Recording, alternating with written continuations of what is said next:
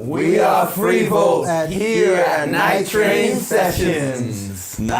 Yeah.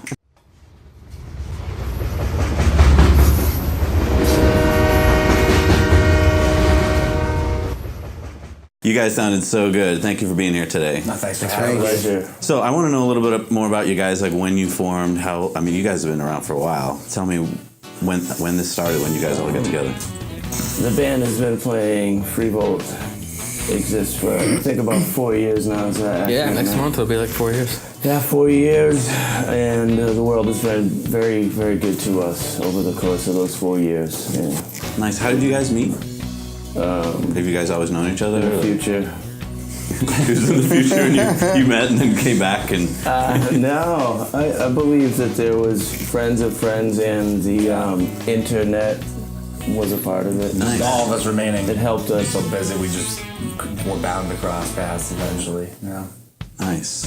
So I always like to ask questions to help other gigging musicians, especially ones that are up and coming. Do you have any advice for musicians that are just starting off that are looking to play gigs and stuff like that? Because you guys played a lot of places. Play music. Don't turn things down because it's last minute. Like, hey, we got a show for you tonight. Oh, it's last minute. Just do it. Get it done. Get after it.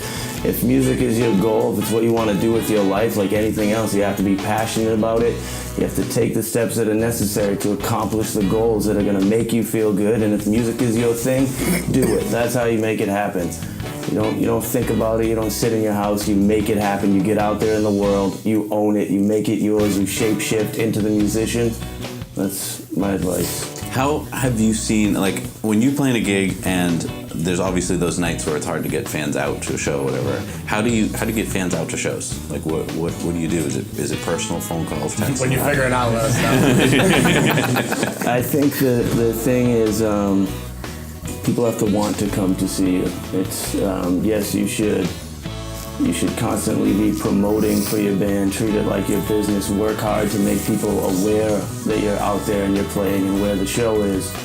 But if people aren't coming to your shows, then people aren't coming to your shows. If people want to see you, they're going to come see you. I think the other thing too is people want to have an experience when they go out. I feel like you can make an experience with people versus just, let's go out and sit in location X and listen to band play Y. That's sort of like a very passive thing, but this is going to be, it's not just Freevolt playing music, it's the whole Freevolt experience, the high energy, the doing all the stuff. I think also the consistency of that experience also. Yeah. Whether there's 3 people there or there's 300, they're going to want it and they're going to want it good. So you better play like the room is always packed because you never know who's going to be there. Now, having said that, have you guys had a show that was just the worst show ever? We had one show. We had one that was really bad, but then we had extra rehearsals that weekend. We got a lot better from it. We did. We were here, and then we had one show that was really bad. It was the one with the. It was we were in the corner of a bar situation. That doesn't narrow it down. Up in the mountains. Somewhere of those. Yeah, and it was really bad. That was so early though. Yeah, that was early. But then we got better because it was so bad. So it's cool. Yeah. Now, opposite of that though, how about a gig that was just stellar? Nantucket was cool. Yeah, that's a tougher question, honestly. I feel like so many of them are. That's great. That's great. We've been blessed to play some really good shows, large festivals and things that are a wonderful experience. But as of recently, we just spent 3 days on Nantucket playing at Cisco Brewers. And we know when there's us all wilding out for 3 days straight, 3 shows at Cisco, nighttime at Starlight Theater. It's experiences like that the music is wonderful. There's thousands of people there to see you play.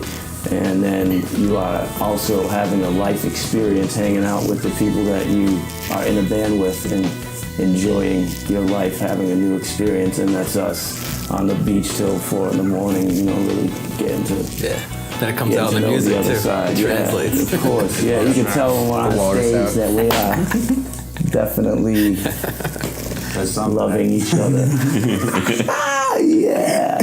Now, do you have causes that are important to you as a band? I think that for me, the most important thing for every human being in this world is that they enjoy their life, that they take the time that is necessary to create the life that you want, realize that you can do what you want to do with your time. If you do not like what you do on a day-to-day basis, You are the only one that can change that. And sit there, ask yourself, why am I doing something I dislike? So I'm passionate about reversing. If you're in a world that you don't like, if you're doing something you don't like, change it up. All you have to do is make it happen. It's your life. You're going to die. You might as well die smiling, because life was so good, because you did what you wanted. Yeah, passionate about loving you guys. Nice. Thanks, buddy. Now, how about merch? I see you got some merch here tonight. We remembered this time. Yeah. Right. How do you guys move merch at shows? Like, are there tricks that you have for other bands? Things that you found work? Things that don't work? And is Play merch good important? music. I find people that drawn to the yeah. CDs. We didn't mention. We had a show earlier today. We didn't mention it, and people just. We are left with these 5 CDs of the full merch case, and you play good stuff. People want to hear it. They'll take your CDs. I don't think you should sit up there and time after time be like, yeah, we got CDs available for whatever CDs. But they're in an obvious location. And the other thing too is I think the whole. How much does this cost? Oh, you pay for it what you think it's worth. Oh, nice. I think that goes really far with people because you sort of give them a little bit of more bargaining power. Yeah, if you got to choose between like the $10 or the person getting the CD and listening to it and enjoying it, like just take the CD. Like Seriously. And then even worth tell so much people, more. people are like, how much are these CDs? Oh, whatever you think What do you they're got? worth, and they will. Believe it or not rip you off a surprisingly large amount of time. I don't think I've ever, no one's asked me that question. I've been like, hey, it's whatever you think it's worth. Thanks, kid. I've never seen that happen ever. People have always put something in there after getting the answer to that question, which I don't fully believe yet. I mean, just watching, I'm like, no way. There's nice people. He's coming around. That's Nico. Now, where do you get your song ideas from in the band? Like, are they just kind of late night ideas, or you got notebooks in your back pocket? Like, we don't write the late night ideas.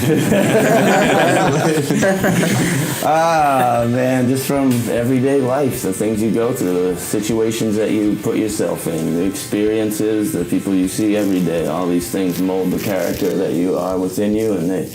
If you're being honest and genuine in your songwriting, then these are the things that are present in your lyrics. So I think when you listen to Freevolt, that it's a strong representation of the way that we feel, and it's inspired by our lives, not a story that we're trying to tell that somebody else lived. nice. When you're working on a set list for a show, is it a mix of covers and We don't have I got a set question. no set list? Oh, okay. What's the set list? Please elaborate. Awesome. Yeah. Set list. Oh no, we just kind of call them. That's when cool. we're Now, about how to do you? play, Okay, so we how pick do you? 3 songs, and then from there it's you got to play to the room. I you was going feel to out say the the crowd? same You thing have for to that. feel out the crowd. We People play are so ready to much. and- rage. Yeah, so many different rooms and so many different kinds of people. So we really just try to, like you said, read the room right when we get there. You could come in with 12 songs in a row, and we would probably change them right off the bat. So we did it what's today. the point of a list? Yeah, we did it today. And do you all feel the same, or does like one of you is Michael calling the songs? Like how does that work? Like, Usually what happens is, we all sort of like huddle up when we're about to play, and it's like, all right, what are we going to play? And then everybody for 5 minutes goes, I don't know, what do you want to play? Well, I'm down with whatever, what do you want to play? And But there are those times. Doing a There round are definitely sometimes. times where we do like the turn and the huddle, and I have a song in my head, and I'll be like, "What do you want to play?" And someone will be like, "Let's play this," and it's the song that I'm thinking. Oh, of. yeah, that happens like a that lot. happens all the time. Like we'll look at each other and be like, Scary, "Oh, we should do this." So you just spend so much time on stage with These guys. Yeah, with everyone that you kind of just have like almost a sixth sense where you're reading the crowd, either consciously or subconsciously, you're just feeling what kind of song we should play at that time. Sometimes there's transitions too that we do a little bit more often, so it just feels natural to go from one into the next one. Like, oh, that's the perfect one. It's come up next. Break up the shuffles. break up We have a bunch of shuffles, and I don't like to play them back to back. So we built a whole set list around that.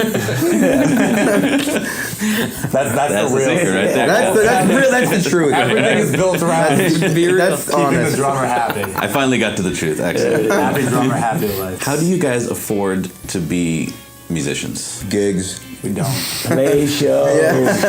Yeah. You gotta play. Just play. Take it. You're gonna do it. You do it. Like it's not like you're like, hey, I'm gonna get a job in an office, but I'm gonna, just like maybe just go twice this month. You don't do that. You get a job. You go to work. Like it's music. There's a lot of work that goes into it. You gotta be ready to if the ultimate goal is to play music, you got to be ready to play shows, you know? Don't be scared, oh, it's Monday night, I like to go to bed early. Forget about all that. If you're going to play music, that's the lifestyle you're living. Like, coming home and having your dinner at 3 in the morning if you come home. Like, play shows, and that's where your money's going to come or if from. you have like a show at night, like, oh, I can't take this afternoon gig because I have one tonight. Like, that's not a thing. Like, you take the afternoon and you drive. Double headers. And if you're really on it, like, you're waking up early to practice for a couple hours before you even do that. So it's like from the time you wake up to the time you go to bed, you need to be on it. Wow, it sounds like you're all on the same page about that, because I hear a lot of bands who are like trying to do schedules all the time, and it sounds like you guys, or if you've got a gig, We have a couple blackout dates, people, yeah, and then when we the- just book shows. The commitment level sometimes for other people can get a little bit in the way, and I feel like we all kind of have the same mindset that we're going to make music that priority. There's obviously stuff that comes up here not and to there, say that but stuff doesn't happen. Right, yeah, but we all have the same goal or and whatever. Right. What's the hardest part about being in a band, or this band? Is there a hard part? I haven't found one yet. I've been in a lot of bands, but I haven't found one yet. Finding good food to eat. Yeah, I guess that's it. Finding food, The downtime in between clean the shows food is kind of is a hard thing to do. Not playing. There's a lot of McDonald's out there on the roads, and you just want to burn them to the ground because you really just want like an avocado and some clean lettuce or something, you know, like just something clean. Yeah, what Yes. vegetables But are like. instead, they're like trying to give you slow kill diet, you know. So yeah, that's a struggle. Yeah. But you just pack your own avocados Nice. and your own juice. Do you hear that, fans? Fans. You guys have been around long enough to know if there's been a change in how fans operate. Do you sense, like, I kind of feel like fans have changed in how they think that they can get music.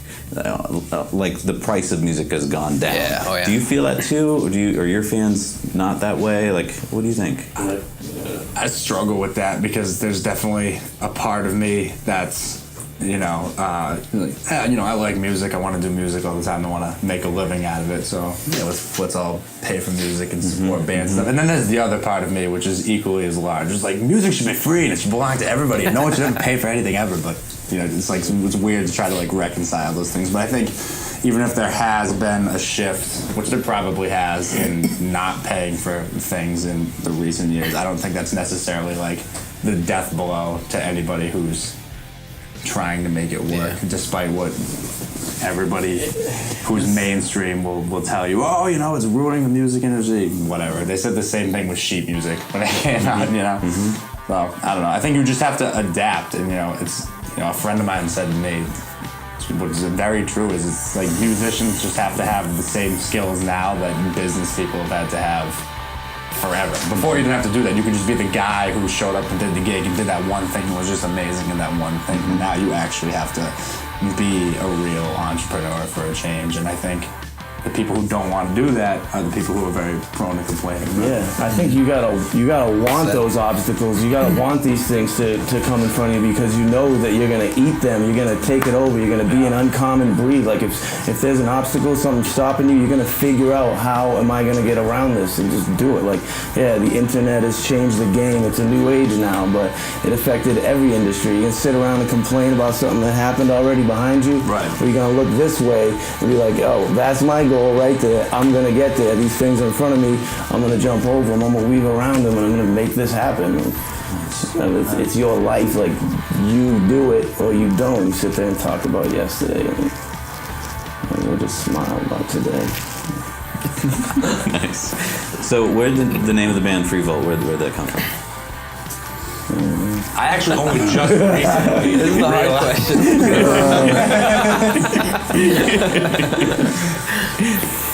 Maybe it's freedom and revolution combined. Maybe it's like freedom and something else. It's actually, we were at a show a couple weeks ago and somebody had the same question. They brought the CD up to Michael and they said, what's the deal with Freevolt? And Mike was, it's about freedom, the freedom to do what you want, about like Revolt, not having, the system and like all the sort of things that. And I was standing behind him when he said that. I said, oh my God, I just got that. Hey, welcome to Freevolt. I've been playing with these guys forever. I just thought they picked it because it sounded cool. It had to do with electricity. Yeah. I thought they were just really into No one should pay for electricity. I thought they were just really into outlets at the time. Oh yeah, that's the passion.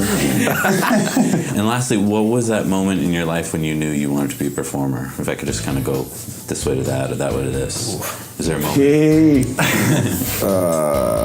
Goes back to something that he likes to put on pizza. Yeah, I guess. I don't know. I thought I just always like music. That's good. Saying stupid. I think it was probably like the early to mid 90s when sort of like the grunge scene came on. That's when I first started playing, seeing like Nirvana and that stuff. I was like, I want to do that. And within a couple months, I was playing any song I heard on the radio because I just loved it so much. Cool. I don't know if I had like a switch flipping moment where I was like, oh my God, I have to be a performer and there's nothing else. I think it just, and then increasingly getting into music and art and all that stuff. And, it's like, like Mike said, like, could I do something else? Yeah, but like, why? What would be the point, It's like, I can do something else, but I really can't at the same time in a different sense. So I don't know if I had the moment. It just kind of was just a thing that happened. Yeah. When I was born. I don't know. The guitar ended up in my house, and I started playing it and writing songs, and it's just like I'd be out in the world and like, man, I just want to go home, play the guitar, and write music. Like whatever I do, I gotta get back home to the guitar. And it was just like this thing that always seemed so fresh and new, and it was just me and the guitar and whatever I was creating. And then when I performed that for the first time out when I was 16 years old, I was like, there was this relationship that developed between the human on the stage and the human in the audience that just felt so like what I should be doing. Nice. I don't think I really had like a moment. I feel like that moment is almost like every day, like because you sacrifice so much and it takes so much like energy that it's like it's not something you do, it's something that you are. And like it sounds kind of cliche, but it really is true. So like every day when you get out of bed, you're gonna make that decision. Like, do I want to be a musician today? Like, you got to be on it every day. It's not like, oh, Friday and Saturday I'm going to be a musician. It's like, no, Tuesday morning at 10 o'clock, you could either be sending emails or getting gigs or practicing, or when you get home at 10 or 11 o'clock, get that half hour, practice whatever you do that will just keep it going. You got to be on it every day. So.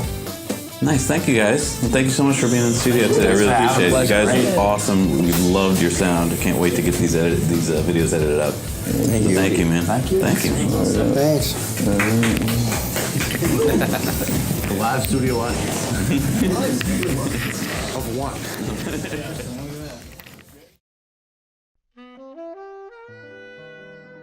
Oh, hello. Didn't quite see you come in.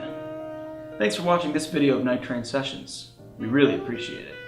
If you liked it, make sure to hit the like button. If you haven't subscribed already, be sure to do that because we're going to be giving lots of really cool prizes away. And all you have to do is hit subscribe. If you've already done that, thank you. Our deepest appreciation for you. Cheers. Tasty.